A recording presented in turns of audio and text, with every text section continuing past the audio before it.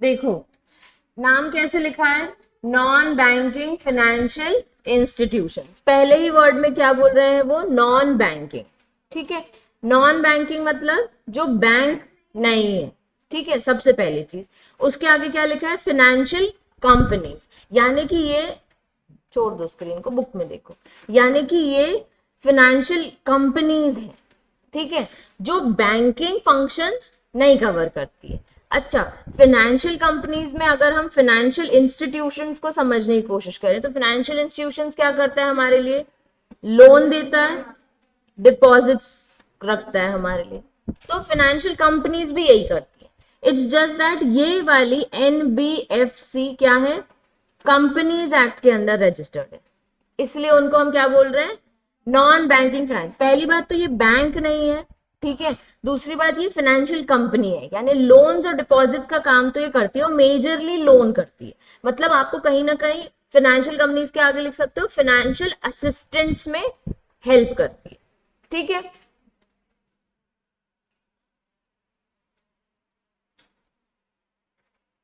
चलो इंट्रोडक्शन में देखो, मैं बताती जाऊंगी टॉपिक, वहां देखना। ठीक है, non banking financial institution comprises a heterogeneous group of financial intermediates, यानी डिफरेंट डिफरेंट टाइप्स के बहुत सारे लोग, फाइनेंशियल इंटरमीडिएट्स यानी मीडिएटर्स जो आपको फाइनेंस की हेल्प करते हैं। ठीक है, तो बहुत सारे लोग जो इसमें इन्वॉल्व है, जो आपको फाइनेंशियल असिस्टेंस देंगे, वहां कवर हो जाता है non banking financial institution. Those under regulatory purview of Reserve Bank consist of all financial institutions, non-banking companies, मतलब यही financial companies and primary dealer. मतलब आप अपन ने जब आरबीआई एक्ट पढ़ा था, याद है एक पेनाल्टी मैंने बताई थी 45(1)(a) एक करके पेनाल्टी थी आरबीआई में, जहां मैंने लिखवा दिया था कि बच्चों वहां लिख दो एनबीएफसी। पूरा आरबीआई एक्ट ना वो 45(i)(a) वाला ही सेक्शन में चलता है। ठीक है, IAF ऐसे वाला। तो उसमें क्या बोल रहा है, आरबीआई ने फाइनेंशियल इंस्टीट्यूशंस, एनबीएफसीज और प्राइमरी डीलर्स जो हमारे ऑथराइज डीलर्स है, इनके लिए अलग से रेगुलेटरी बनाई हुई है। तो हमारा जैसे नॉन बैंकिंग फाइनेंशियल के लिए अलग से ये हम लॉ पढ़ रहे हैं। ठीक है, उनका रजिस्ट्रेशन वगैरह कंपनी एक्ट है। कंपनी एक्ट जो जो कंप्लायंसेस बोलती है वो सब इसमें कवर होता है, लेकिन इट्स जस्ट दैट इसको आरबीआई के रेगुलेशंस भी फॉलो करने होते हैं। ठीक है, जैसे फॉरेन कंपनीज को फॉरेन फेमा एक्सचेंज वो मैनेजमेंट एक्ट फॉलो करना होता है, वैसे एनबीएफसी को आरबीआई जो रेगुलेशंस देगा वो और कंपनीज एक्ट दोनों के। ठीक है, फिर AIFI are the apex institutions established under development planning era of long-term financing, refinancing to specific sectors such as agriculture, rural development, trade, small industries, housing. इन सबको कहीं ना कहीं ये जो हमारे इंस्टीट्यूशन है, फाइनेंशियल, ऑल फाइनेंशियल इंस्टीट्यूशंस, ये लोग हर सेक्टर में आपको हेल्प करते हैं। फिर NBFCs are dominated by joint stock companies catering to niche areas ranging from personal niche मतलब स्मॉल सेक्टर्स और प्लस यही लोग हैं। ठीक है, हम हमारे पास अगर हम यूनिकनेस बोले ना तो कुछ एनबीएफसीज हैं जो अलग से आती हैं। ठीक है, अब भी करवाना है, चलो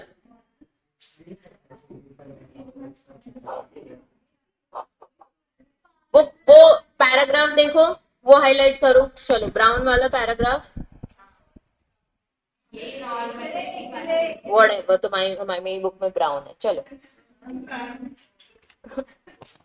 non-banking financial companies have played an important role in Indian financial system by complementing and competing with banks. तो इसने एक important role लेके आया financial system में, बैंक को compete करके और complement भी करके। ठीक है, बैंक्स के लिए कंपटीशन कैसे, क्योंकि ये भी लोन प्रोवाइड कर, और एक कॉम्प्लीमेंट कैसे, क्योंकि बैंक्स इतने इंडल्ज है, इतने सारे कस्टमर्स है, तो कहीं ना कहीं ये कॉम्प्लीमेंट्री कि अगर आप बैंक के पास नहीं जा सकते तो आप एनबीएफसी के पास चले जाओ।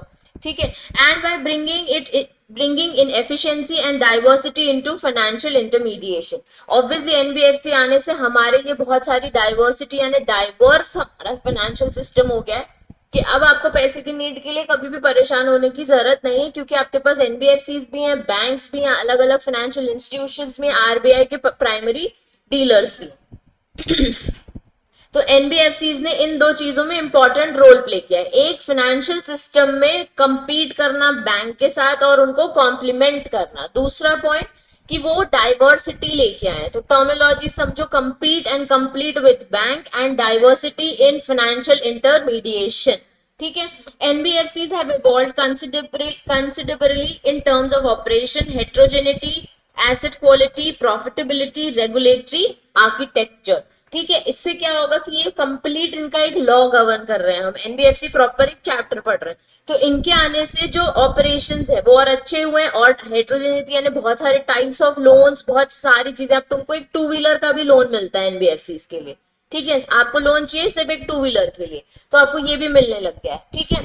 उसके बाद एसेट क्वालिटी, प्रॉफिटेबिलिटी और रेगुलेटरी आर्किटेक्चर, इससे एनबीएफसीज ने कहीं ना कहीं इवॉल्व किया है इन सब चीजों में, ठीक है, और न्यू चीज लेके आए हैं। Going forward the growing systematic importance and interconnectedness of this sector calls the regulatory vigil, यानी कि आगे बढ़ते बढ़ते हमें इसके लॉ को और स्ट्रॉन्ग बनाना पड़ा, और इन लोगों ने और स्ट्रॉन्ग लॉ को फॉलो करना पड़ा। तो जैसे जैसे हुआ तो ये लोग लॉ के साथ जुड़ते गए, ठीक है।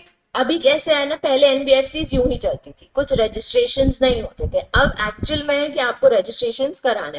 पहले लोग ब्याज पे पैसा देने वाला सिस्टम करते थे, तो वो कहीं ना कहीं आपको फैमिली फ्रेंड्स में अभी भी चलता है। अब वो छोटे लेवल पे भी रजिस्ट्रेशन आ गए हैं, जरूरी नहीं आपको एनबीएफसी खोलनी है, अगर आप ब्याज का काम करते हो तो आप रजिस्ट्रेशन करा के भी इसको ओपनली एक बिजनेस कर सकते हो। अब आप एनबीएफसीज भी बना सकते हो उसी ब्याज के काम को, और उसको आप नाम दे सकते हो कि हमारी एक कंपनी है, काहे की कंपनी है, फाइनेंस कंपनी है जो नॉन बैंकिंग फंक्शंस करती है, ठीक है। तो आप कहीं ना कहीं लॉ के अंडर कवर हो गए। अब सीधे आ जाओ रेगुलेटरी एनवायरमेंट फॉर एनबीएफसीज। इसमें देखो सिर्फ first line, chapter RBI Act में chapter 3 B in the reserve Bank, मतलब आरबीआई के रेगुलेशन का चैप्टर 3 एनबीएफसीज को गवर्न करता है, ठीक है। अब नीचे डेफिनेशन ऑफ एनबीएफसी देखो, उसको हाईलाइट करना पूरा डेफिनेशन को, ठीक है। अब देखो मैंने तुम लोग को बताया, तो 45 IF याद आया, ठीक है। नॉन बैंकिंग फाइनेंशियल कंपनी का मतलब क्या होता है, पहला एक financial institution which is a company, दूसरा non banking institution which is a company which has its principal business of receiving deposits under any scheme or arrangement or any other manner or lending in any manner. मतलब क्या काम है NBFC का, business of loan और business of deposits किसी भी manner में, तो receiving deposits and lending loan, ठीक है। अब क्या हुआ कि पहला है कि एक फाइनेंशियल इंस्टीट्यूशन जो कि एक कंपनी है, और दूसरा है कि ऐसे इंस्टीट्यूशंस जिसका कोर बिजनेस ही क्या है, receiving deposits and lending money, ठीक है। Third point, such other non banking institutions or class of such institutions as the Reserve Bank of India may with previous approval of central government by notification the official gazette specify, यानी कि ऐसे type के institutions जिनको central government ने अलग से एक approval दी हुई, ठीक है। तो तीनों कवर हो जाते हैं, एक प्रॉपर एक कंपनी फाइनेंशियल जो इंस्टीट्यूशन जो कि एक कंपनी फॉर्म है, दूसरा ऐसा इंस्टीट्यूशन जो कि कंपनी है लेकिन उसका बिजनेस क्या है, रिसीविंग लोन, और ये और वर्ड नहीं लिखा है, कॉमा कॉमा लिखा है, ठीक है, और नहीं लिखा है, तो तीनों चीजें कवर होती हैं अगर आप एनबीएफसी की डेफिनेशन देख रहे हो, जिसका रिसीविंग लोन और रिसीविंग डिपॉजिट्स और लेंडिंग मनी का बिजनेस है। थर्ड, ऐसे अदर फाइनेंशियल इंस्टीट्यूशंस या क्लास ऑफ इंस्टीट्यूशंस जो आरबीआई ने स्पेसिफाई किए with the consultation of central government, जो कहीं ना कहीं उन्होंने नोटिफाई किए, ठीक है। अब ये जो फाइनेंशियल इंस्टीट्यूशन अपन पढ़ रहे हैं, नीचे देखो उसकी डेफिनेशन है, ठीक है। The financing whether by way of making loans और एडवांसेस और otherwise activity other than its own. तो सबसे पहले क्या हो गया, लोन्स एंड एडवांसेस जो देते हैं वो फाइनेंशियल इंस्टीट्यूशन। दूसरा, the acquisition of share, stock, bonds और सिक्योरिटीज इशूड बाय गवर्नमेंट और लोकल अथॉरिटी और marketable security of like nature, यानी कि ऐसे इंस्टीट्यूशंस जो क्या कर रहे हैं, आपके लिए शेयर्स अक्वायर कर रहे हैं, स्टॉक अक्वायर कर रहे हैं, बॉन्ड्स अक्वायर कर रहे हैं, डिबेंचर्स, आपको ये सब प्रोवाइड करके दे, ठीक है। अब तीसरा, लेटिंग और डिलीवरिंग एनी गुड्स टू हायरर और अंडर हायर परचेज अग्रीमेंट। अपन ने हायर परचेज देखा है, क्या होता है, आप छोटे छोटे अमाउंट का हर मंथ उसको रेंट देते हो, फिर बाद में आप उसको ओन भी कर लेते हो, ठीक है। तो तो ये वाले जो अग्रीमेंट्स में डिलीवर या आपको लेट करवाना अपने गुड्स, वो काम भी कौन करता है? Financial institution. Carrying on any class of insurance business. बच्चे पहला था लोन्स एंड एडवांसेस, दूसरा एक्विजिशन ऑफ सिक्योरिटी जिसमें बॉन्ड, शेयर्स, इक्विटी सब आ जाते हैं। तीसरा है कि आपको लेटिंग और डिलीवरिंग ऑफ गुड्स जो हायर परचेज अग्रीमेंट में होता है। चौथा है इंश्योरेंस वाले बिजनेस, ठीक है। अब फिफ्थ है मैनेजिंग, कंडक्टिंग और सुपरविजन एज फोरमैन, एजेंट और इन अदर कैपेसिटी, चिट्स और क्यूरीज। ये एक ही वर्ड है, चिट्स और क्यूरीज। चिट फंड्स क्या होते हैं? जो सेविंग्स आप करते हो, ठीक है, उसको कवर करते हैं, ठीक है। तो जो आप सेविंग्स करते हो उसके आपको चिट्स प्रोवाइड करते हैं। तो ये बैंकिंग का एक फाइनेंशियल इंस्टीट्यूशन में एक फंक्शन कवर होता है। एक डेफिनेशन में ये भी कवर हो रहा है कि ऐसे ऐसे फाइनेंशियल इंस्टीट्यूशन जो आपको चिट्स एंड क्यूरीज भी प्रोवाइड करके देते हैं, ठीक है। उसको सुपरवाइज करना, मैनेज करना, कंडक्ट करना एज एजेंट। उसके बाद collecting for any purpose under any scheme or arrange by whatever name called monies in lump sum or otherwise by way of subscription or by sale of units in any manner, awarding prizes or gifts in cash kind होना चाहिए, वो kind लिखा है, or disbursing monies in any other way to person who monies are collected from any other person. अब क्या करता है bank? Loan लेता है एक जगह से, किसी और को पैसे की नीड, मतलब लोन देता है जिसको पैसे की नीड है। फिर अगर किसी ने डिपॉजिट किया है तो उसका पैसा डिपॉजिट करता है। फिर किसी कोई और लोन मांगता है तो वही डिपॉजिट से उठा के वो लोन देता है। तो कहीं ना कहीं वो कलेक्टिंग और रिसीविंग और लेटिंग का काम करता है बैंक, ठीक है, इन एनी मैनर। इसमें सिक्योरिटीज भी कवर हो गई। तो जो 6th पॉइंट है वो कवर कर रहा है कि कैसे फॉर्म में वो पैसे कलेक्ट करता है, फिर लमसम में लेता है, फिर उसको छोटे छोटे यूनिट्स में बना के आगे आगे सेल करता है। मतलब कि जैसे अपन ने लोन लिया, ठीक है, लोन दिया मैंने, तुम सबको लोन दिया और ये वाले ग्रुप ने मुझे लोन डिपॉजिट दिया, मैंने डिपॉजिट रख लिया, लोन मेरे पास जो था वो दे दिया। अब मेरे पास और लोग आए, उनको मैंने क्या किया? सब्सक्रिप्शन बोला कि मेरे पास यूनिट्स है, मेरे पास जो पैसा है उसकी मैंने यूनिट बना दी, 1 2 3 ऐसे शेयर्स, ठीक है। अब मैंने तुमको वो यूनिट पकड़ा दी, वो किसका फॉर्म है? कैश का फॉर्म है। उस यूनिट से तुम कभी भी कैश विड्रॉ कर सकते हो, तुम्हारे पास उसको तुम होल्ड कर सकते हो। अब वो तुमने सब्सक्राइब किए तो अगर मेरे को चाहिए तो मैं उसका मार्केट में एक रेट चला सकती हूँ, फेयर वैल्यू मार्केट रेट। उसमें जैसे मैंने बोला यूनिट आज तुम 100 रुपए की खरीदो, तो किसी ने बोला मुझे 15 यूनिट चाहिए, किसी ने बोला मुझे 2 यूनिट चाहिए, किसी ने बोला 20 चाहिए, 25 चाहिए। अब हर एक के पास 100 रुपए की 25 यूनिट या 15 यूनिट्स है। उसके बाद तुमने उसे सब्सक्राइब किया है। अब इसको क्या हो रहा है? 100 से ज्यादा उसके रेट बढ़ रहे हैं, तो तुम जब भी उसको विड्रॉ करने आओगे तो तुम वो 100 रुपए की चीज मुझसे बोलोगे अब 150 का हो गया तो 150 दे दो। आपने क्या किया है? डिपॉजिट किया है, उसका आपको इंटरेस्ट मिलता है। अब वो इंटरेस्ट को ना लेके मैंने उसको नाम दे दिया है यूनिट। यूनिट में आपको इंटरेस्ट मिलेगा, ठीक है। अपन को वैसे शेयर्स में डिविडेंड मिलता है, इसमें मैंने इंटरेस्ट लगा दिया, ठीक है। फाइनेंशियल इंस्टीट्यूशंस का ये भी काम होता है, but does not include any institutions which carrying out as its principal business agriculture operations, industrial activity, purchase and sale of goods, providing any services, purchase or construction or sale of immovable property. मतलब कि जो लोग core business ये वाला करते हैं, industrial, agriculture, purchase, construction, इन लोगों को हम फाइनेंशियल इंस्टीट्यूशंस नहीं बोलते। हम फाइनेंशियल इंस्टीट्यूशंस किसको बोलते हैं? लोन्स एंड एडवांसेस देते हैं जो, उसके बाद एक्विजिशन ऑफ सिक्योरिटीज करके देते हैं, letting and delivering of goods under hire purchase agreement, carrying of insurance business, और फिर ये जो आपका चिट फंड्स का जो बिजनेस करते हैं, और लास्ट जो यूनिट सेल ऑफ यूनिट्स करते हैं जब आप उसको सब्सक्राइब करते हैं, ठीक है। अब नॉन बैंकिंग इंस्टीट्यूशंस क्या होते हैं, ठीक है। हमने पढ़ा है नॉन, अभी हम देख रहे थे एनबीएफसी, अब ये सिर्फ नॉन बैंकिंग इंस्टीट्यूशन है, ठीक है। अब देखो ये भी वही है, means a company, cooperation or cooperative society.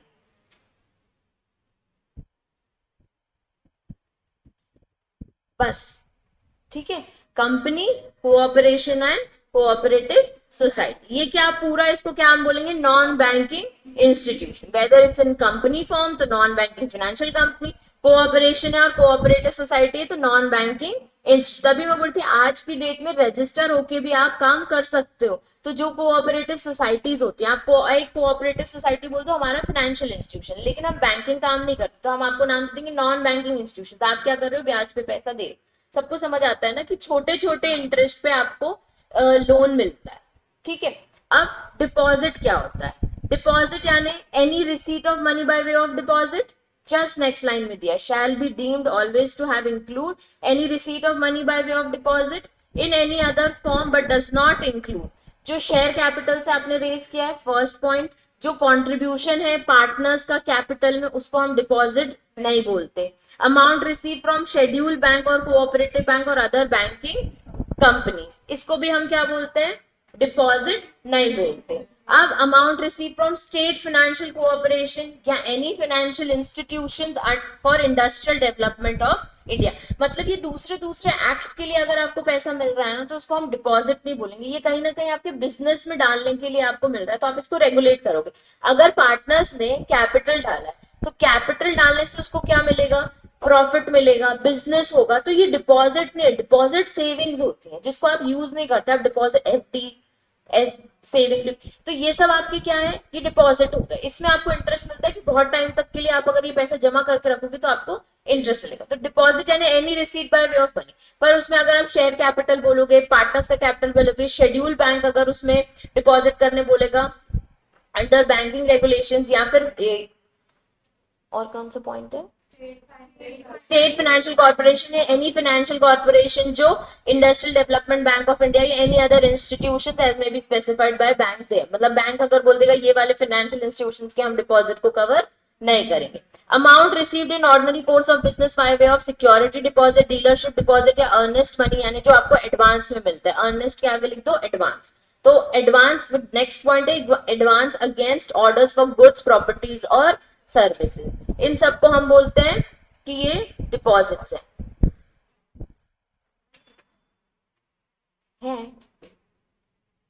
Okay नहीं है, हाँ एडवांस जो भी आपको मिलता है वो डिपॉजिट नहीं होते हैं। तो आपको कौन कौन से मिला है, सिक्योरिटी डिपॉजिट मिला है, सिक्योरिटी डिपॉजिट क्या होता है, जैसे आपने रेंट पे प्रॉपर्टी ली तो आप उसके लिए बोलते हो कि हमारा एक, आपने रेंट तो दे ही रहे हो प्लस आप 30-40,000 का एक सिक्योरिटी डिपॉजिट रखते हो, तो जैसे ही आप फ्लैट छोड़ते हो घर छोड़ते हो तो वो डिपॉजिट आपको वापस मिलता है, तो वो डिपॉजिट नहीं है। फिर डीलरशिप डिपॉजिट, डील करते टाइम आपने कुछ डिपॉजिट रखवा दिया है, ठीक है, अर्नेस्ट मनी कुछ एडवांस किसी भी फॉर्म का दिया, और फिर अगर गुड्स एंड सर्विसेज का आपने एडवांस दिया है तो वो भी वो कहीं ना कहीं पेमेंट्स है टुवर्ड्स समथिंग, ठीक है। Any amount receive from an individual or firm association of individual body corporate registered under relating to money lending which is for time being in force in any state, तो आपस में अगर companies या association या body corporate कहीं ना कहीं, body corporate यानी कंपनी का ही फॉर्म, ये लोग जो कहीं ना कहीं पैसे का एक्सचेंज करते हैं आपस में एक दूसरे को हेल्प करने के लिए, उसको हम डिपॉजिट नहीं बोलते। Any amount receive by subscription to chit funds, वो भी हम डिपॉजिट नहीं बोलेंगे, ठीक है। इस एक्ट में डिपॉजिट की डेफिनेशन में ये सब कवर नहीं होता, ये एनबीएफसीज में, ठीक है। ऐसे तो आप मेरे पास कुछ पैसा रखा दोगे आप बोलोगे डिपॉजिट है, पर एनबीएफसीज के अंडर इसको डिपॉजिट वो कवर नहीं करना है, मतलब अगर आप एनबीएफसीज के थ्रू कहीं पेमेंट्स करा रहे हो, ठीक है, उनका भी पेमेंट सेक्टर चल सकता है, जैसे बैंक से आप बोलते हो चेक इश्यू कर दो, वैसे एनबीएफसीज के साथ भी आप ये कर सकते हो, तो आप इस एक्ट में ये वाले पॉइंट्स को डिपॉजिट नहीं कवर करोगे, ठीक है। अब देखो registered and net own funds, next topic है, ये तुम्हारे को पूछ सकते हैं, ठीक है। ये है 45IA, ठीक है, आरबीआई के अंडर जो 45IA है वो बोलता है कि भाई अगर आपको एनबीएफसीज बनानी है तो आपको रजिस्ट्रेशन भी कराना है और कुछ नेट ओन फंड्स आपके खुद के होने चाहिए, अपन जाके ऐसी एनबीएफसीज नहीं खोल सकते, जब उनको लगता है कि आप इतनी प्रॉपर्टीज या इतना पैसा ओन करते हो तब आप आ सकते हो मार्केट में एनबीएफसीज खोलने के लिए। देखो एक क्या होता है, बैंक आरबीआई के अंडर चलता है प्रॉपरली, ठीक है, उसके जो लोग अपॉइंटमेंट्स होते हैं वो कौन करता है, आरबीआई करता है।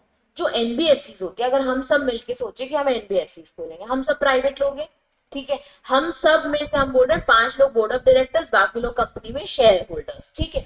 अब अपन ने एक एनबीएफसी खोली तो क्या आरबीआई हमको सिर्फ रेगुलेशंस देगा फॉलो करने कि हमारे बोर्ड ऑफ डायरेक्टर्स थोड़ी चूज करेगा, हम अगर गलत करेंगे तो हमारे बोर्ड ऑफ डायरेक्टर्स को रिमूव करेगा, ठीक है, लेकिन हम लोग आपस में ही मिलके एक कंपनी फॉर्म कर रहे हैं जिसमें हम ही सब डायरेक्टर्स हैं, हम ही सब शेयर होल्डर्स हैं, और हम बोल रहे हैं आओ पब्लिक हमने ऐप बनाई है, हमसे लोन लो और हम आपको इस पे इंटरेस्ट चार्ज करेंगे और हम ऐसे बिजनेस करेंगे, ठीक है। हमारा नॉन बैंकिंग है तो हम तो बिजनेस कर रहे हैं ना, हम फाइनेंशियल इंस्टीट्यूशंस खोल के बैठे तो क्या हम प्रॉफिट नहीं कमाएंगे क्या, ये नॉन बैंकिंग कोई सोसाइटी नहीं है, non banking financial institution that you are completely involve in a business. तो हम बोल रहे हैं अगर आपको एनबीएफसी खोलनी तो आपके पास खुद के पास बहुत सारा पैसा होना चाहिए, ठीक है, बैंक को तो आरबीआई हम दे रहे हैं, लिक्विडिटी करके देगा, और कहीं पे भी कोई ओवरनाइट कोई दिक्कत हो गई तो आरबीआई बैठा है। आपके पास इतना पैसा होना चाहिए, आप प्रॉफिट कराने बैठे हो, आपको दिक्कत हुई तो आप अपने पैसे लगाओ इसमें, ठीक है। तो देखो, अब वो बोल रहा है notwithstanding anything in any other law, no banking, जो थर्ड लाइन में, no NBFC shall commence or carry on business of NBFC without obtaining, A में लिखा है, obtaining a certificate of registration issued under chapter 3B, ठीक है। और net own funds कितने होने चाहिए, 25 लाख, और such other amount not exceeding 100 crore. मतलब जब हमारे पास 25 लाख रुपए होंगे तब हम एनबीएफसी खोलने के केपेबल है। अब होते हैं लोगों के पास प्रॉपर्टीज होती हैं, लिक्विड कैश होता है, तो वो एनबीएफसी खोल सकते हैं। तो आपको अपने ओन्ड फंड्स दिखाने पड़ते हैं एनबीएफसी खोलने के लिए कि देखो हमारे पास ये प्रॉपर्टीज है, ये 25 लाख मेरे पास हाथ में है। ज्यादा से ज्यादा आपके पास 100 करोड़ होने चाहिए, उससे ज्यादा नहीं होने चाहिए। तो सबसे एक्सट्रीम 100 करोड़ समझते हो ना, सबसे एक्सट्रीम हमने बोल दिया, लेकिन 100 से ऊपर है तो भी हम आपको अलाउ नहीं कर। तो मिनिमम कितना दे रहे हैं, 25 लाख, मैक्सिमम कितना दे रहे हैं, 100। और एक आपको रजिस्ट्रेशन सर्टिफिकेट भी लेना पड़ेगा, मतलब कि आपको इस चीज का लाइसेंस ऑब्टेन करना पड़ेगा, ठीक है। तो सबसे पहला क्या है, obtain a registered certificate of registration, और दूसरा 25 लाख से ज्यादा, 25 लाख होने चाहिए या फिर नॉट एक्सीडिंग 100 करोड़। अब नीचे देखो ब्लैक लाइंस में दिखा है, the reserve bank of India for the purpose of considering the application for registration, यानी जब आप रजिस्ट्रेशन कराने जाओगे तो आपको एक प्रिस्क्राइब फॉर्म भरना पड़ेगा, ठीक है। may require to be satisfied by inspection of books of non-banking company or otherwise that the following condition are fulfilled। भाई हम आपको ऐसी रजिस्ट्रेशन नहीं देंगे, ठीक है, आपके पास 25 लाख, इसका मतलब ये नहीं है कि आप हमसे रजिस्ट्रेशन ले लो। हम ये फॉलोइंग जी तक कंडीशंस चेक करेंगे आपकी कंपनी की, उसके बाद आपको एक सर्टिफिकेट देंगे। देखो पहली बात कि आप एक पोजीशन में, देखो the NBFC is or shall be in a position to pay its present future depositors in full as well as and when they claim accrue, यानी कि अगर आपके पास किसी ने पैसा डिपॉजिट किया है तो आप एक पोजीशन में हो कि आप उनको फुल पेमेंट करोगे, प्लस जब जब वो मांगेंगे तब तब आपके पास पैसा होना चाहिए। तो हम आपके नेट ओन फंड ऐसा नहीं 25 लाख में दे देंगे, रजिस्ट्रेशन के लिए आपको जब एक्चुअल सिनेरियो होता है ना तो शायद आपको 2 करोड़ से ऊपर का पैसा होना चाहिए। लॉ में 25 लाख लिखा है, लेकिन जब आरबीआई अपने आप को सेटिस्फाई करने के लिए कंडीशन देखता है तो वो देखता है एटलीस्ट 2 करोड़ से ऊपर होना चाहिए, क्योंकि आप मार्केट से डिपॉजिट उठाओगे, लोन दोगे, तो हो सकता है आपके पास, आपको बैंकिंग फंक्शंस तो करते आते नहीं, हो सकता है आपके पास पैसा नहीं हो। तो हमारी पहली कंडीशन है कि आप इस पोजीशन में हो कि जब भी कोई आपसे क्लेम मांगेगा अपने डिपॉजिट का, आप केपेबल हो उसको पे करने के लिए, और आप फुल पेमेंट कर दोगे उसके डिपॉजिट की तुरंत, चाहे प्रेजेंट में मांगे चाहे फ्यूचर डिपॉजिट्स मांगे। अब the affairs of the NBFC, second point देखो, the affairs of the NBFC are not being or not likely to be conducted in a manner detrimental to interest of its present and future depositors, यानी public के against आपने कोई भी चीज नहीं करनी है, तो आपकी एक्टिविटीज कहीं पे भी आपके डिपॉजिटर्स को अफेक्ट ना करें। तो हम सेकंड पॉइंट में देखेंगे कि आपकी जो भी फंक्शंस है, आपकी जो भी एक्टिविटीज है, वो डेट्रीमेंटल अगेंस्ट आपके प्रेजेंट और फ्यूचर डिपॉजिट्स नहीं हो। Third, the general character of the management of the और द प्रपोज मैनेजमेंट, मतलब जो अभी मैनेज कर रही है एनबीएफसी या फिर जो प्रपोज जो आने वाले, जैसे हम लोग, हमको वो चेक करेंगे कि NBFC shall not prejudicial to the public interest or the interest of its depositors. मतलब हमारा कोर बिजनेस है, हम प्रॉफिट करने बैठे, हमें किसी को हार्म नहीं करना है कि हम पैसे लेके इन लोगों का पैसा डुबा देंगे, हमें ये बिजनेस नहीं करना, ठीक है। तो फर्स्ट पॉइंट हो गया कि position to pay its present and future depositors. Second point कि not likely to be detrimental in the interest of future and present depositors. Third, जो मैनेजमेंट है या प्रपोज मैनेजमेंट है वो क्या होता है, not to be prejudicial to the public interest, ठीक है। फिर फोर्थ पॉइंट है adequate capital structure and earning prospects होने चाहिए। आपके पास एक कैपिटल, आपकी कैप टेबल होनी चाहिए, आपके पास एक एडिक्वेट कैपिटल स्ट्रक्चर होना चाहिए, ये नहीं तो यहां से पैसा है, ये नहीं तो यहां से पैसा है, और आपके पास अर्निंग प्रोस्पेक्ट्स भी होने चाहिए, क्योंकि मैंने कहा कि तुम लोग प्रॉफिट कमाओगे एनबीएफसी खोल के, तो आपके दिमाग में ये प्रोस्पेक्ट होना चाहिए कि हम पैसा कैसे कमाएंगे। तो आपने उसका पूरा एक पिच डेक होता है, जैसे प्रेजेंटेशंस होती है ना, वैसे एक पिच डेक भी होता है, उसमें आपको अपना पूरा डेटा कवर करना है, प्रोजेक्शंस कवर करना है, तो अर्नेस्ट कितना आप पैसा कमाओगे वो भी आपने बताना है। उसके बाद that the public interest shall be served by grant of certificate to the NBFC to commence or carry on the business of India. आपको एक सर्टिफिकेट देगी वो पब्लिक इंटरेस्ट के लिए, ठीक है। उसके बाद फिर the grant of certificate of registration shall not be prejudicial to the operation and consolidation of financial sector consisting with monetary stability, economic growth considering, मतलब हम जो आपको सर्टिफिकेट दे रहे हैं वो ये सब चीजों को दिमाग में रख के दे रहे हैं कि आपने एनबीएफसी खोली, उससे हमारी मॉनेटरी स्टेबिलिटी जो आरबीआई ने रूल्स बनाए उसको कोई आप अफेक्ट नहीं करोगे, उसको तोड़ने नहीं जाओगे, मतलब आरबीआई से ऊपर मत बनने की कोशिश करना, हमारी इकोनॉमिक ग्रोथ को भी कवर करने की कोशिश, मतलब उसको लेस करने की कोशिश भी नहीं करना, हम ये सोच के ही आपको देंगे सर्टिफिकेट। तो जब हम देख रहे हैं कि खुद आरबीआई कौन कौन सी बातों में सेटिस्फाइड होगा, तो हमने ये देख लिया कि वो पे करने के लिए है, डेट्रीमेंटल टू पब्लिक इंटरेस्ट नहीं होना चाहिए, prejudicial to the public interest management नहीं होना चाहिए, ठीक है, उसके पास एक प्रॉपर कैपिटल स्ट्रक्चर और एडिक्वेट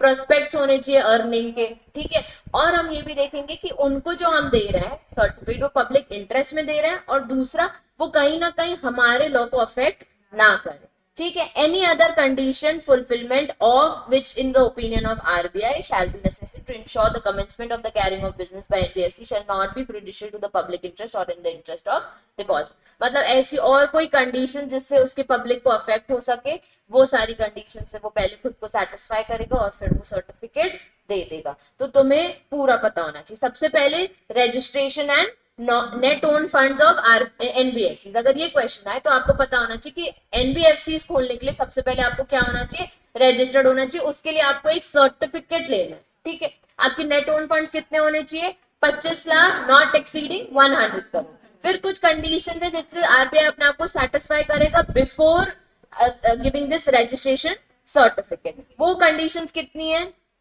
7, सातों की 7 बताओ। पहली है position to pay present and future depositor, दूसरी है कि ऐसा कोई आपका business activity detrimental to public interest नहीं होना चाहिए, तीसरा की जो मैनेजमेंट है और प्रपोज मैनेजमेंट है वो पब्लिक इंटरेस्ट के प्रूडिशियल मतलब उसके अगेंस्ट नहीं होना चाहिए, थर्ड आपके पास कैपिटल एडिक्वेट कैपिटल स्ट्रक्चर होना चाहिए और अर्निंग प्रोस्पेक्ट्स होने चाहिए। उसके बाद फिर हमें जब सर्टिफिकेट ग्रांट करना तब हम ये देखेंगे कि हम तो पब्लिक इंटरेस्ट के अगेंस्ट आपको सर्टिफिकेट नहीं दे रहे, दूसरा कि आपने जो भी बिजनेस या ऑपरेशंस लाने वो कहीं ना कहीं हमारे लॉ को अफेक्ट ना करे, तो आरबीआई की मॉनेटरी स्टेबिलिटी को अफेक्ट ना करे और इकोनॉमिक ग्रोथ को अफेक्ट ना करे, और लास्ट एनी अदर कंडीशंस जो उसको फुलफिलमेंट के लिए लगती है, ठीक है। अब देखो एक और इंपॉर्टेंट चीज, cancellation of certificate of registration. भैया रिजर्व बैंक में cancel the certificate of registration granted to NBFCs under 45(1)(a), जहां वो दे सकता है सर्टिफिकेट तो वो कैंसिल भी कर सकता है, मतलब अब आप एनबीएफसी का बिजनेस नहीं कर सकते। If such company ceases to carry on business, business ही करना छोड़ दिया उसने, फर्स्ट पॉइंट, ठीक है। दूसरा point has failed to comply with any condition subject to certified, भाई हमने कुछ कुछ कंडीशंस आपको फॉलो करने बोली थी, ये काम मत करो इससे पब्लिक इंटरेस्ट अफेक्ट होगा, वो आपने नहीं की तो हम आपका रजिस्ट्रेशन वापस ले लेंगे। Any time fails to fulfil any of the condition such as adequate capital structure और अर्निंग, जो अभी हमने ऊपर देखा कि आपके पास एक एडिक्वेट कैपिटल स्ट्रक्चर और अर्निंग प्रोस्पेक्ट्स होना चाहिए, आपने वो फुलफिल नहीं किया तो आपसे सर्टिफिकेट वापस ले लेंगे, जो या फिर पब्लिक इंटरेस्ट, मॉनेटरी स्टेबिलिटी और इकोनॉमिक ग्रोथ। फिर fails to comply with any direction issued by RBI, जैसे आरबीआई ने बोला है कि आपको अपने अकाउंट्स मेंटेन करने हैं, या जब बोला कि सबमिट करो अपने अकाउंट्स फॉर इंस्पेक्शन, आपने सबमिट नहीं किए, मतलब आरबीआई ने कोई भी डायरेक्शंस आपको दिया है या गाइडलाइंस आपको दिया, आप उसको फॉलो नहीं करोगे तो वो आपसे सर्टिफिकेट वापस ले लेगा। तो देखो कितने 4 पॉइंट्स थे, इजी है 4 points, cease to carry on business, फिर फेल टू कंप्लाई जो कंडीशंस उसने लगाई हैं, ठीक है। दूसरी fails to fulfil the conditions जो कि है capital structure, earnest prospect, economic growth या मॉनेटरी स्टेबिलिटी आप फॉलो नहीं कर रहे हो, या फिर मैंने कुछ डायरेक्शंस इशू किए थे वो आपने फॉलो नहीं किया, आपको बुक्स ऑफ अकाउंट्स मेंटेन करने बोला था आपने वो भी नहीं किया, आपसे सबमिट करने बोला बुक्स ऑफ अकाउंट्स वो भी नहीं किया, तो आपने अगर ये सब बात आरबीआई की नहीं सुनी तो आपको क्या हो जाएगा, सर्टिफिकेशन कैंसिल हो जाएगा। जो अग्रीव पार्टी है, the company aggrieve by the order of rejection of application for registration और कैंसिलेशन ऑफ सर्टिफिकेट रजिस्ट्रेशन में prefer an appeal within 30 days from the date of such order of rejection to the central government, and the decision of the central government where the appeal has been preferred of the bank where no appeal has been preferred shall be final. यानी कि आपने एक appeal की, bank ने अगर कोई reply नहीं किया तो जो भी सेंट्रल गवर्नमेंट बोलेगी वो फाइनल अपील, फाइनल ऑर्डर हो जाएगा। तो अगर आपको लग रहा है कि नहीं सर मैंने तो पूरे अकाउंट्स मेंटेन किए हैं, नहीं सर मैंने तो पूरे अकाउंट सबमिट भी किया, ये फालतू में मेरा रजिस्ट्रेशन कैंसिल कर, 30 दिन के अंदर सेंट्रल गवर्नमेंट को बता दो। अब देखो maintenance of percentage of assets, यहां से ना कुछ टॉपिक्स हैं जो हमें रीड करना है। मैं शॉर्ट में बता देती हूँ कि क्या है, और हाईलाइट क्या करना है, फर्स्ट पैराग्राफ हाईलाइट करो, maintenance of percentage every non financial banking company से।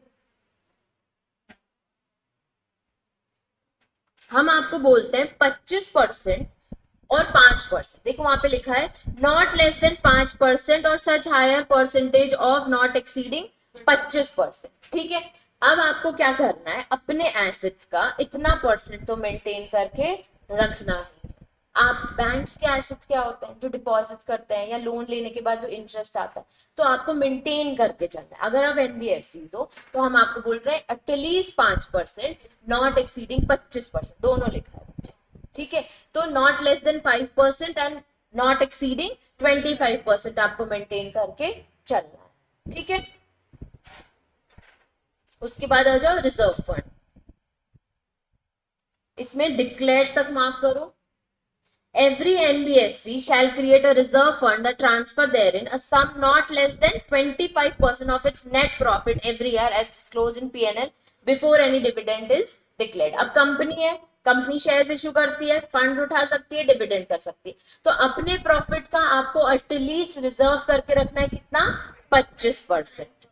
ये गाइडलाइंस है, ऐसे करके और भी रेगुलेशन है जो आरबीआई आपको फॉलो करने बोलता है। हमें सिर्फ देखना है कि 25% रिजर्व करने वो बोल रहा है। ठीक है, उसके बाद फिर नेक्स्ट देखो, power of RBI of India to remove directors from office. हमने अभी देखा था कि सबसे पहले वो देखेगा कि प्रपोज्ड मैनेजमेंट आपका है या फिर जो भी मैनेजमेंट है एनबीएफसी का, उसने क्या करना है, detrimental to the interest of public नहीं आना है। ठीक है, ऐसे कोई एक्टिविटीज नहीं करना है which is prejudicial to the public interest. तो देखो इसमें यहाँ वेयर द आरबीआई से मार्क करो, where the reserve Bank, first line में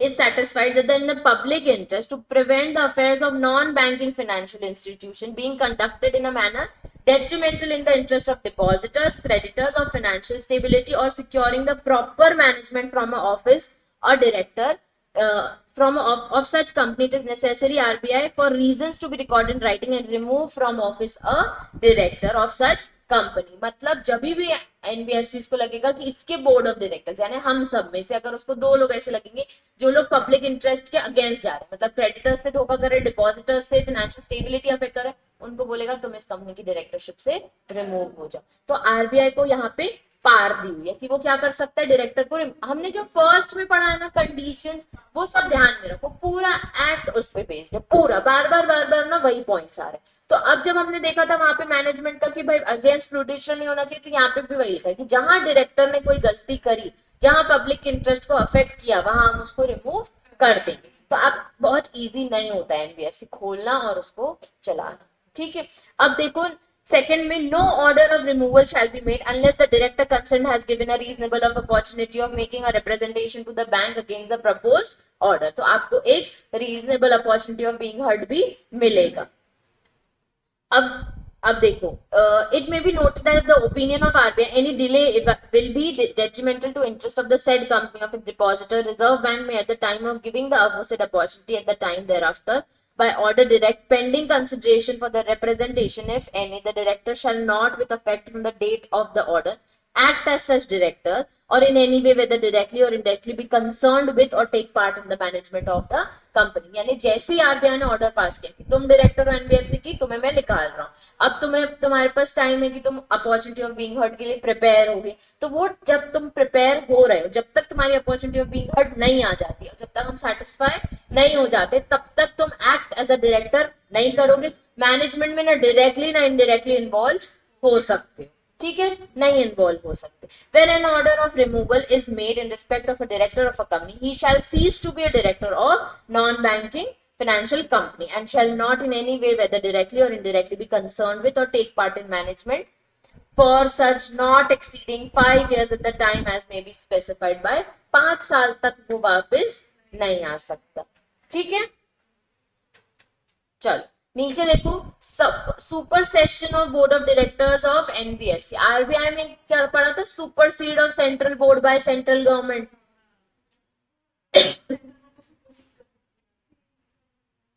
उधर पे आके कोई इंटरनेशनल एजेंसी, अपनी कोई एजेंसी बिठा सकता है।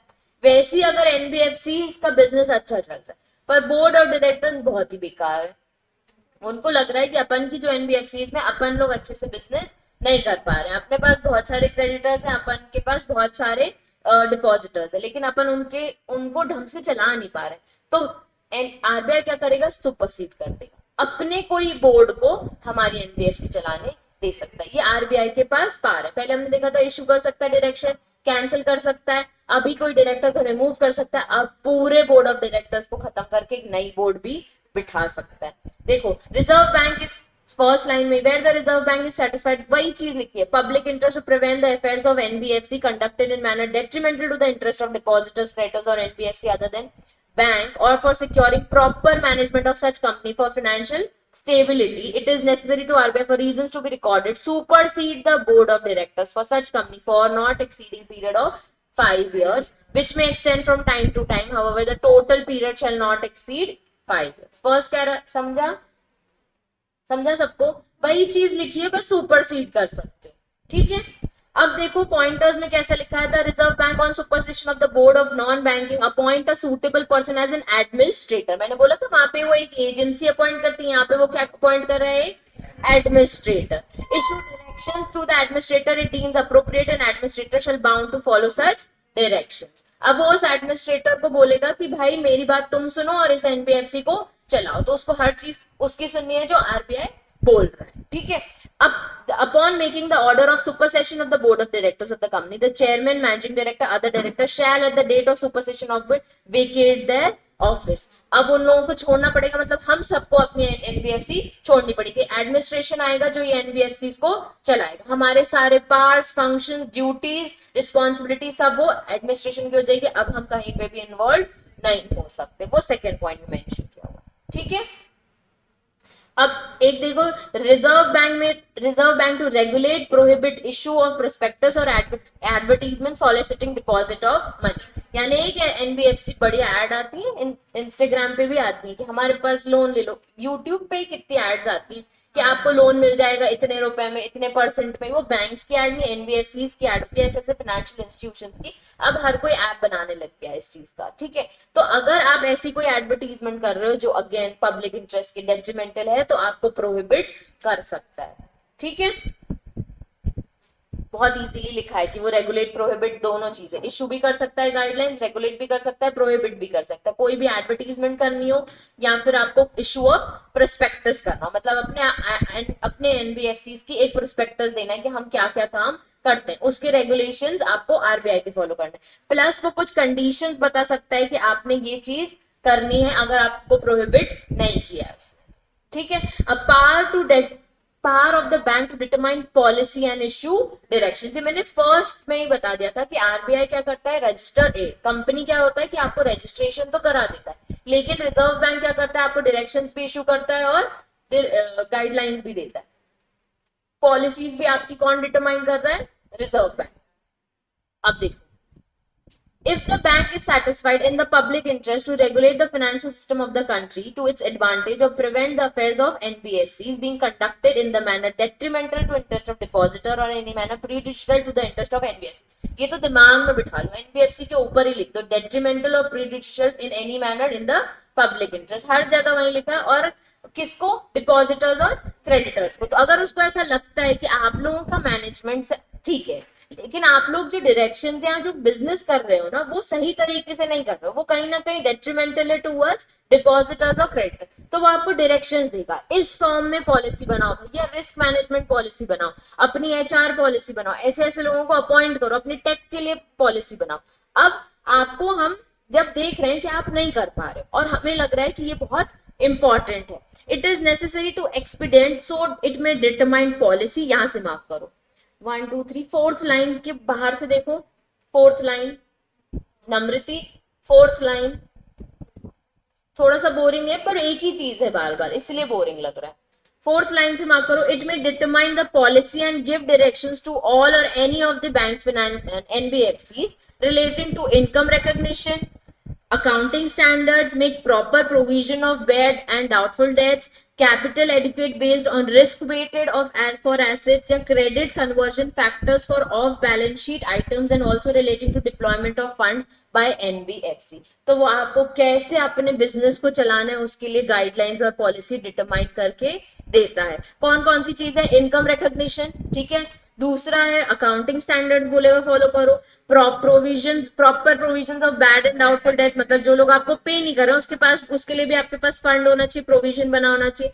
कैपिटल एडिक्वेसी बेस्ड रिस्क बना लो, weighted for assets, credit conversion factors of offsetting the balance sheet items. तो आपकी बैलेंस शीट प्रॉपरली, आपके एसेट्स और लायबिलिटीज ढंग से रहे, आपको इनकम रिकॉग्निशन भी हो, इन सब, यहाँ आपका मैनेजमेंट ढंग से काम नहीं कर रहा, इन सब के लिए आपको वो क्या कर देगा? पॉलिसी डिटरमाइन करके देगा.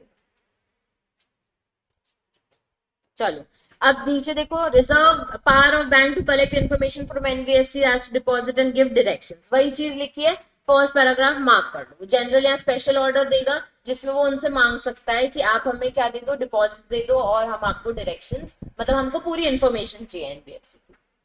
Page number 244. मतलब वो पूरा तुमको एक बार रीड करना ही पड़ेगा कि कौन से स्टेटमेंट्स मांग रहे हैं, कहीं वो अकाउंट्स मांग रहे हैं, कहीं वो इन्फॉर्मेशन मांग रहे हैं, कहीं वो आपसे सारे लोन के पेपर्स मांग रहे हैं, आपके अग्रीमेंट्स मांग रहे हैं, क्योंकि आपके बहुत जगह लोगों के साथ अग्रीमेंट्स होते हैं. Power of bank to call information from financial institutions and give directions, वही पॉइंट लिखा है, ठीक है. इसके जस्ट नीचे duty of non banking to furnish statements required by, भाई ऊपर जो मांगा है तो एनबीएफसी की ड्यूटी है कि उसे वो फॉलो करना है. फिर power and duties of auditor, ये ना कंपनी लॉ का बताया हुआ है ना, ये एक बार रीड कर लो ये वाला, ठीक है. उसके बाद power to take action against auditor, उसी से रिलेटेड है. फिर power of the bank to prohibit acceptance of deposit and alienation of assets. इसमें क्या बोला है? कंपनी इफ द एनबीएफसी जो है वॉयलेट करती है प्रोविजन ऑफ एनी सेक्शन और fails to comply with any direction जो कि बैंक ने उसको दिए हैं, ठीक है, तो रिजर्व बैंक में prohibit the NBFC from accepting any deposit. तो अगर आरबीआई की बात नहीं सुनोगे तो आपके एक्सेप्टेंस ऑफ डिपॉजिट को वो प्रोहिबिट कर देगा, मतलब आपको मना कर देगा, आप किसी भी पर्सन से आप पैसा नहीं ले सकते. Not with stand anything to the contrary contain in any agreement, instruments और any other law for time being in force, reserve bank on being satisfied that necessary to do so for public interest या detrimental जो भी है for against depositors और ये creditors may direct NBFC against which an order of prohibiting the acceptance of deposit has been issued not to sell, transfer, create, charge, mortgage or deal. इस second line में लिखा है, last के second line में, in any manner which its property assets without prior written permission of Reserve Bank for such period not exceeding 6 months from the date of order. तो जब भी आपको बोला है कि आप क्या कर सकते हो? डिपॉजिट एक्सेप्ट नहीं कर सकते. क्यों? क्योंकि आप रिजर्व बैंक की डायरेक्शंस को नहीं सुन रहे थे. तो हम आपको बोल देंगे कि अब जब तक हमारा ये ऑर्डर है, इधर से लेकर 6 महीने तक आप कोई भी एसेट्स पे चार्ज क्रिएट नहीं कर सकते, कोई मॉर्गेज क्रिएट नहीं कर सकते विदाउट एनी रिटन परमिशन. तो आपको हर काम करने के लिए क्या करना पड़ेगा? या कोई प्रॉपर्टी ट्रांसफर करनी है अपने एनबीएफसी की, तो उसके पहले आपको क्या करना पड़ेगा? आरबीआई से परमिशन लेनी पड़ेगी. क्यों? क्योंकि आपको प्रोहिबिट किया हुआ है एक्सेप्टिंग फॉर डिपॉजिट्स. फिर resolutions of non banking financial institutions, देखो without restrict to any other provision, RBI ने क्या बोला है? If it is satisfied upon inspection of books. अभी बुक्स इंस्पेक्ट करने के बाद उसको लग रहा है इसको बिजनेस करते नहीं आ रहा है या क्या करना है, तो वो क्या करेगा? कुछ भी इनके लिए रेजोल्यूशंस प्रोवाइड करेगा, यानी सोल्यूशंस प्रोवाइड करेगा, ठीक है, जो कि पब्लिक इंटरेस्ट और interest of the financial stability के लिए ही होंगे. देखो पहला पॉइंट क्या है? इट विच, मतलब वो क्या कर सकता है? किसी कंपनी को बोल सकता है amalgamate with any other non banking institutions, reconstruction of non-banking financial institutions, yeah, splitting the non-banking into different units, institutions, yeah, vesting viable, non-viable businesses in the separate units of institution to preserve the continuity of the activities of non-banking company. 3 point से वो उनको क्या कर देगा? Resolution provide करेगा कि उनको लग रहा है कि आप पब्लिक इंटरेस्ट के डेट्रीमेंटल काम कर रहे हो या फिर इंटरेस्ट में है पब्लिक के कि दो एनबीएफसी मर्ज हो जाए तो अच्छा है, स्प्लिट हो जाए तो अच्छा है, या फिर उसी में ही रिकंस्ट्रक्शन हम कर दे, मैनेजमेंट चेंज कर दे, तो फिर आपको क्या हो जाएगा? एक रेजोल्यूशन मिल जाएगा।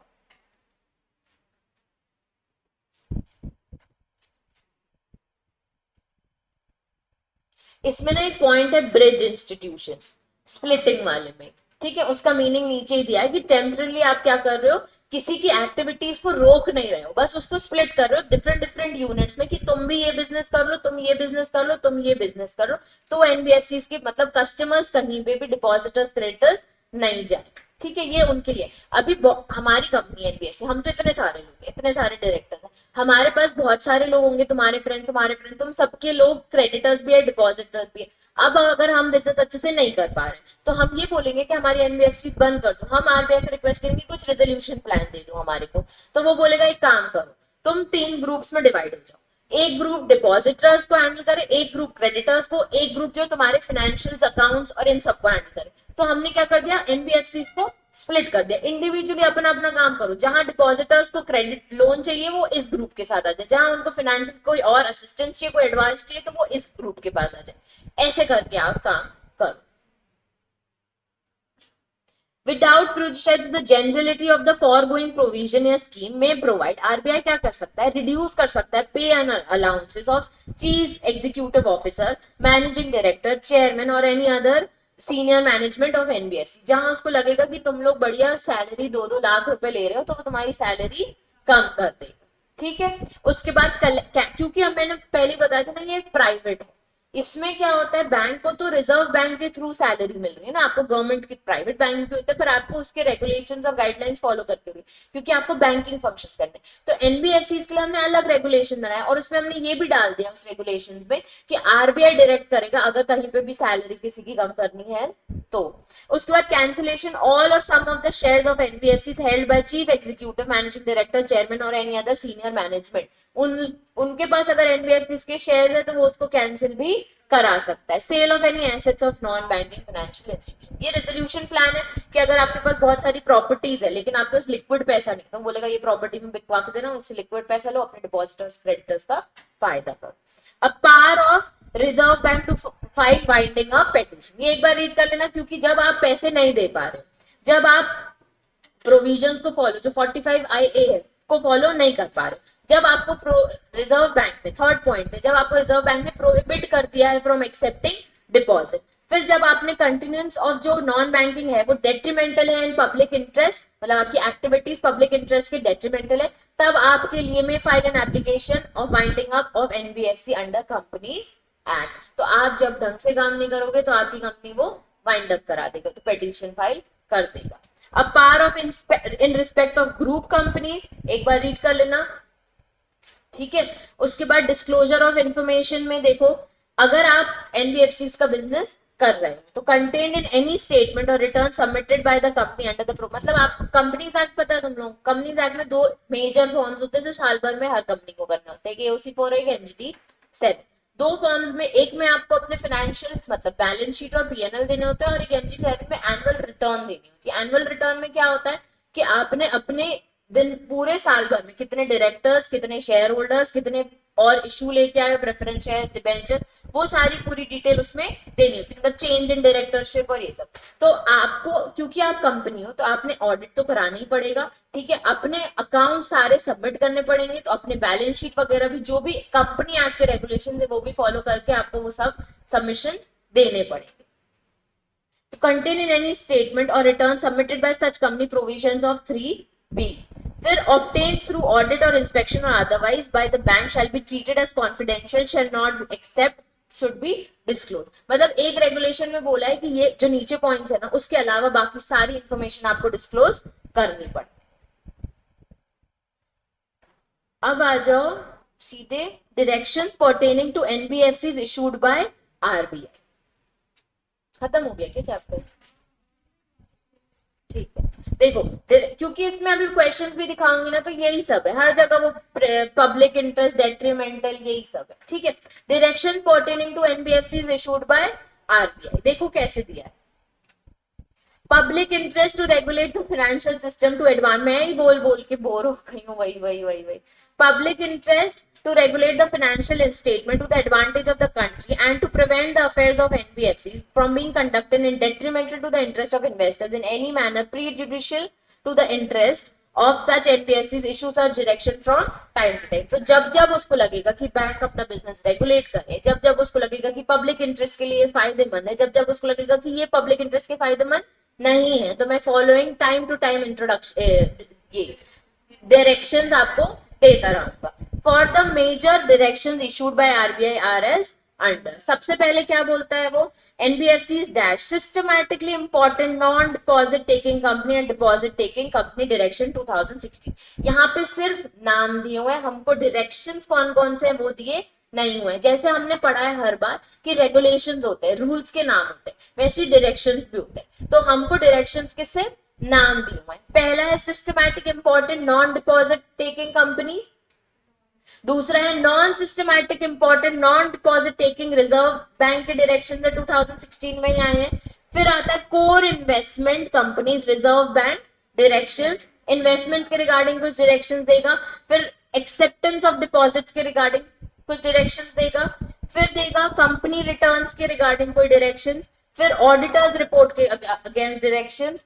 फिर फ्रॉड मॉनिटरिंग ऑफ फ्रॉड के directions, non banking company account aggregator के डायरेक्शंस और मिसलेनियस होंगे कुछ, और peer to peer lending platform. Peer to peer पता है क्या होता है, मतलब एक एनबीएफसी के लिए एक एक्सपीरियंस्ड एनबीएफसी उसका जाके रिव्यू करने जाता है. तो peer to peer lending platform. तो इस प्लेटफॉर्म में और भी जो अच्छी एनबीएफसी है वो जाके छोटी एनबीएफसी को चेक करेगी और अपना रिव्यू देगी. इन लोग ना ऐसे अकाउंट्स मेंटेन करते हैं, ये ऑनलाइन मेंटेन करना चाहिए, इन लोग ने ये सारी फाइलिंग्स नहीं करी है, इन लोग अभी तक उतने लेवल तक नहीं पहुंचे हैं जहां पे एक एनबीएफसी को पहुंच जाना चाहिए, या फिर बहुत अच्छा कर रही होगी तो वो भी रिव्यू में आप लिख सकते हो. तो ये भी एक डायरेक्शन है.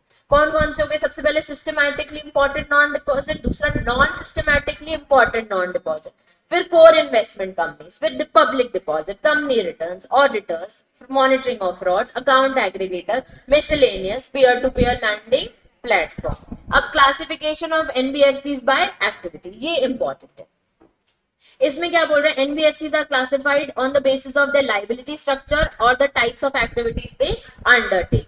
इसमें पहले देखो एसेट फाइनेंस कंपनी लिखा है, नीचे देखो पॉइंटर्स टाइप ऑफ एनबीएफसी और एक्टिविटी लिखी है. ठीक है, तो एसेट फाइनेंस कंपनी है तो वो क्या करेगी, physical assets including automobiles and tractors and generators. ठीक है, इनको वो फाइनेंस करा के देगी. मतलब किसी को अगर एसेट खरीदना है तो एसेट फाइनेंस कंपनी के पास जाओ और बोलो हमें ट्रैक्टर खरीदना है, हमको जनरेटर खरीदना है, हमको कोई फिजिकल एसेट, तो हमें फाइनेंस करा के दो. तो वो क्या करेगी, आपको खरीद के देगी, आप हर बार छोटे पैसे एनबीएफसी को पे करोगे. फिर ऐसे लोन कंपनी तो लोन फाइनेंस कराओगे, इन्वेस्टमेंट कंपनी तो सिक्योरिटीज परचेज करके देगी आपको. ठीक है, या सेल करा के देगी.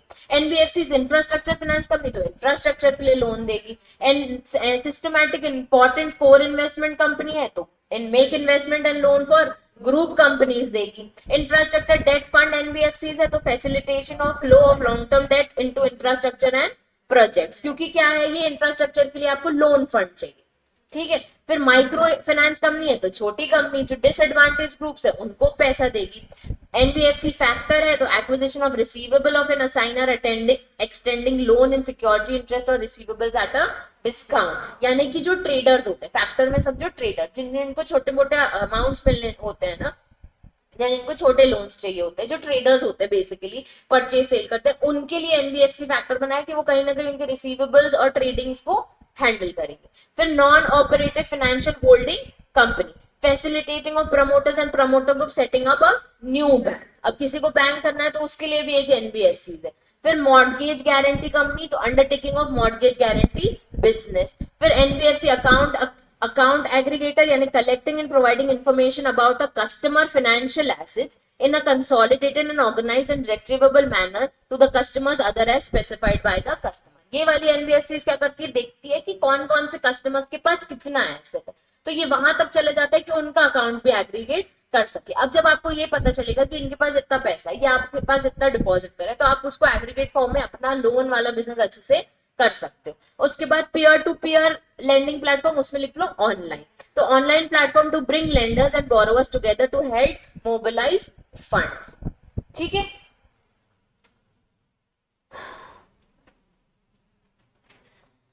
अब क्या बचा, ठीक है। अब डेफिनेशंस है, डेफिनेशन में देखो NBFCs under various directions issued by RBI. पहले लिखा है systematic important non deposit taking non banking financial, इसके पास मार्क करो total assets 500 crore above as shown in last audited balance sheet. अगर आपको ये वाली एनबीएफसी लानी है तो आपके पास कितना एसेट होना चाहिए प्रीवियस बैलेंस शीट में, 500 करोड़, ठीक है।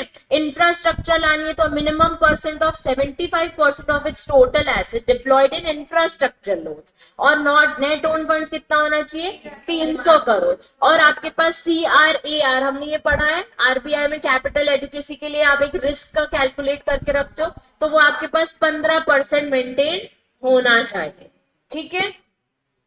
मिनिमम क्रेडिट रेटिंग आपके पास ए होनी चाहिए, तब आप इंफ्रास्ट्रक्चर फाइनेंस कंपनी खोल सकते हो। तो अगर non deposit taking non banking financial company है तो 500 करोड़ का लास्ट ऑडिट शीट में एसेट होना चाहिए। इंफ्रास्ट्रक्चर फाइनेंस कंपनी है तो minimum 75% of total deposits, total asset deployed in infrastructure loans, और फिर नेट ओन फंड 300 करोड़ और above. Minimum credit rating A from CRISIL, Fitch, CARE, ICR सबसे। उसके बाद फिर CRAR 15% मेंटेन कर। फिर infrastructure credit facility, non banking credit facility सब में दिया है कि मेकिंग लोन्स एंड एडवांसेस और otherwise any activity other then in own acquisition और सिक्योरिटी, इसमें कोई अमाउंट वो नहीं है, जो आरबीआई की डायरेक्शन है उससे आपको बिजनेस करना है। ये इन्वेस्टमेंट एंड क्रेडिट कंपनी में लिखा है। फिर नॉन बैंकिंग फाइनेंशियल कंपनी जो फैक्टर वाली है, तो ensuring the financial assets in factoring business constitute a factor regulation at least 50% of its total assets and income derived, last slide में लिखा है फैक्टर वाली की, business not less than 50% of its gross income। तो आपके पास क्या होना चाहिए 50% ऑफ का टोटल इनकम, ठीक है, टोटल एसेट फैक्टरिंग बिजनेस में लगा होना चाहिए। From factoring business is not less then 50% of it, फिर उसी से आपको 50% की इनकम भी होनी चाहिए। 50% आप इसी बिजनेस में लगा दो, 50% इस बिजनेस से कमाओ भी, ठीक है।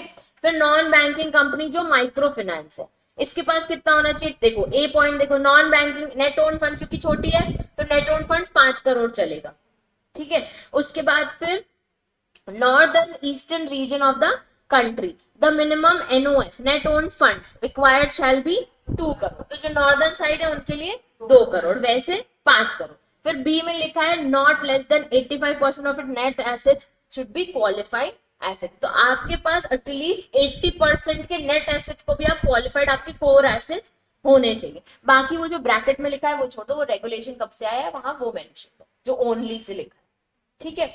उसके बाद फिर infrastructure debt fund non banking financial के पास नेट ओन फंड 300 करोड़ और मोर, ठीक है। Only invest in public private partnership post commencement of operation date, मतलब COD। उसके बाद फिर have completed at least 1 year satisfactory company operation, become a part of tripartite agreement. अच्छा, ये वर्ड है ना पब्लिक प्राइवेट पार्टनरशिप, ये अभी हम TPF में या SEZ में देखने वाले, ठीक है। ये मैं तब एक्सप्लेन कर दूंगी। और इनके पास ट्रीपैट्रिएट ने 3 लोगों के बीच का अग्रीमेंट होना चाहिए। इनके पास नेट ओन फंड्स कितने होने चाहिए 300। Core investment company, core investment company का मेन बिजनेस क्या है, शेयर्स एंड इक्विटी में रहेगा वो, तो पॉइंट ए में देखो hold not less than 90% of net asset from the form of investment, investment कर करके उसके पास 90% एसेट्स उसने कमाए हो। Investment in equity, preference, bond, debentures, debt, loan in group company. फिर अगर आपका इन्वेस्टमेंट इन इक्विटी शेयर्स है नॉट एक्सीडिंग 10 इयर्स, आपने कन्वर्टेबल इक्विटी शेयर्स में 10 साल से ज्यादा इन्वेस्टमेंट्स का बिजनेस किया है। और फिर infrastructure investment trust only as a sponsor constitute not less than 60% of its net assets as mentioned in clause 1। ऊपर हमने जैसे 90% देखा था, तो अगर इंफ्रास्ट्रक्चर तो आपके पास 60% का एसेट होना चाहिए। बोरिंग लग रहा है? सिर्फ डेफिनेशन है ना, अब इसमें मैं और क्या शॉर्ट में बनाऊं, खुद ही पॉइंटर में हर जगह करोड़ करोड़ बनाना ही पड़ेगा, कितने में कितना करोड़, कितने में कितना crore. It does not carry any other financial activity.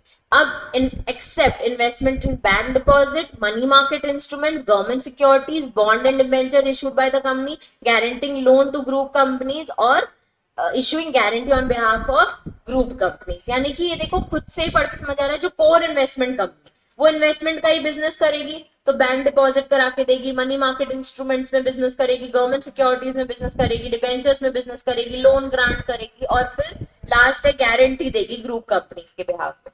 फिर एक है systematic important core investment company, कुछ नहीं, इसके पास कितना टोटल एसेट होना चाहिए, 100 करोड़ का। Residuary non banking financial company के पास उसका प्रिंसिपल बिजनेस ही क्या होना चाहिए, रिसीविंग ऑफ डिपॉजिट्स।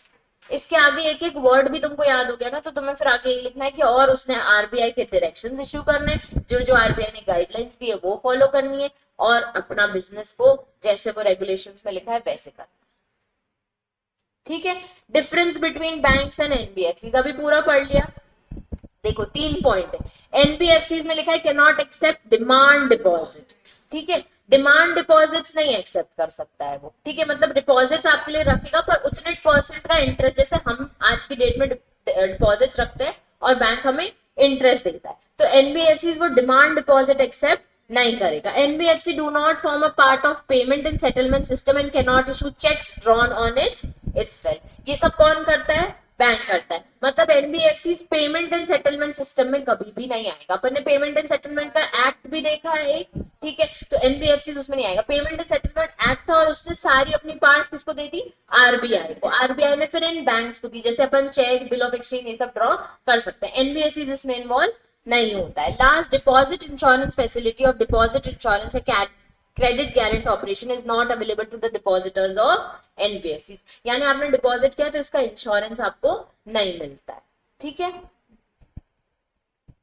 उसके बाद रिटर्न्स दी है कि किस किस फॉर्म्स में आपको फाइल करना है, ये हमको सिर्फ एक बार रीड करना।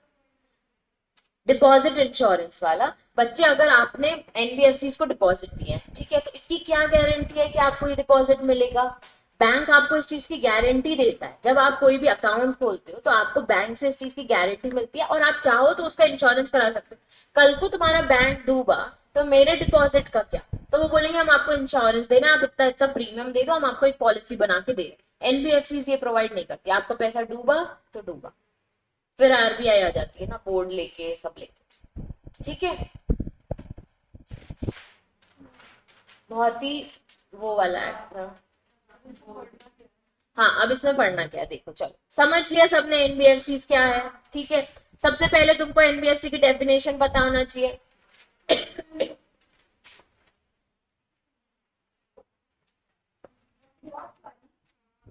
नहीं, ये जो definition of NBFC page number 238 में जो नीचे दी है, ठीक है, वो तो उसका वो है प्रीएम्बल टाइप्स।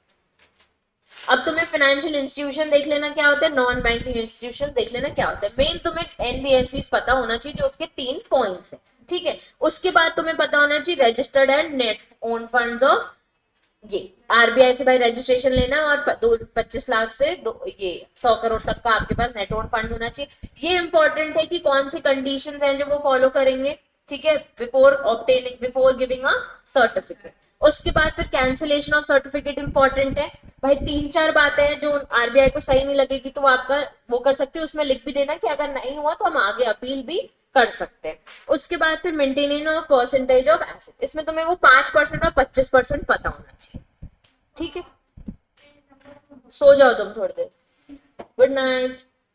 उसके बाद फिर रिजर्व फंड, तो हम वहां लिख दो बस 25% का रिजर्व फंड बनाना है। उसके बाद फिर power of RBI to remove directors, ये अच्छे से कर लेना कि रिमूव कर सकती है। इसी में हर जगह देखो लिखा है कि वो सुपरविजन भी कर सकती है, डायरेक्शन भी इशू कर सकती है। कब कब कर सकती है, जब डेट्रीमेंटल है और पब्लिक इंटरेस्ट के अगेंस्ट है या फेवर में उसको लग रहा है, वही लाइन लिखिए। बस तुम्हें हेड पता हो तो तुम आगे वो लाइन बना सकते हो ना, एक बार अगर वो पढ़ ली तो। उसके बाद फिर है ये important, power of bank to determine policy and issue direction.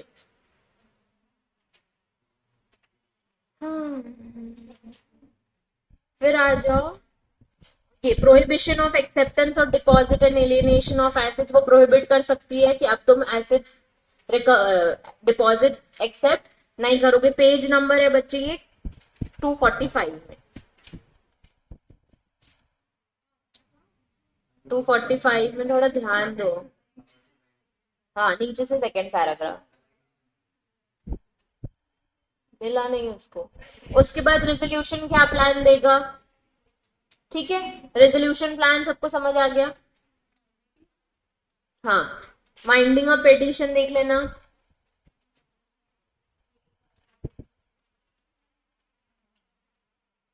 Classification of ये activities of NBFCs, page number 248, ये क्लासिफिकेशन।